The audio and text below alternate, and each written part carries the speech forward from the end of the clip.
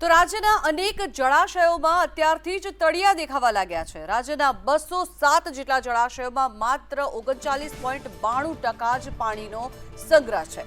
સૌરાષ્ટ્રના 141 જેટલા જળાશયોમાં માત્ર 13.41% જ જળનો સંગ્રહ છે, ત્યારે દક્ષિણ ગુજરાતના 13 જેટલા જળાશયોમાં 32.60% જ પાણી છે। ઉત્તર ગુજરાતના 15 જળાશયોમાં 26.91% જ પાણી છે, ત્યારે મધ્ય ગુજરાતના 17 જળાશયોમાં 43.68% જ પાણી જોવા મળી રહ્યું છે।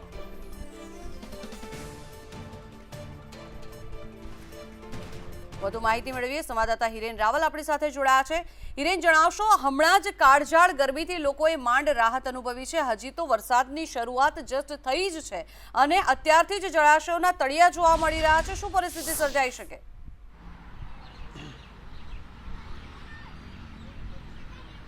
તો સ્વાભાવિક રીતે સમગ્ર ગુજરાતની અંદર જે પ્રકારે હીટવેવની સ્થિતિ હતી અને અત્યંત આકરી ગરમીના કારણે જળાશયોમાં પાણી પણ સુકાયા હોય એ પ્રકારની સ્થિતિ દેખાઈ રહી છે।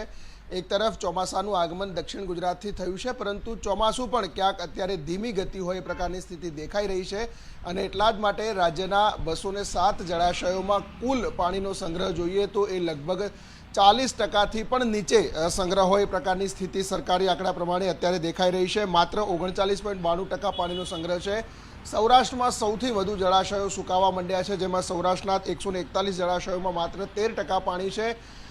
સમગ્ર રાજ્યમાં 207 જે જળાશયો છે જેમાંથી અલગ અલગ પ્રકારે પાણી પૂરું પાડવામાં આવે છે। આ 207 જળાશયો પૈકી 26 જળાશયો એવા છે કે જેમાં પાણીનો સંગ્રહ જરા પણ નથી, એટલે કે 0% સંગ્રહ છે। 114 જળાશયોમાં 10% કરતાં પણ ઓછું પાણી છે, આ પ્રકારની સ્થિતિ દેખાઈ રહી છે।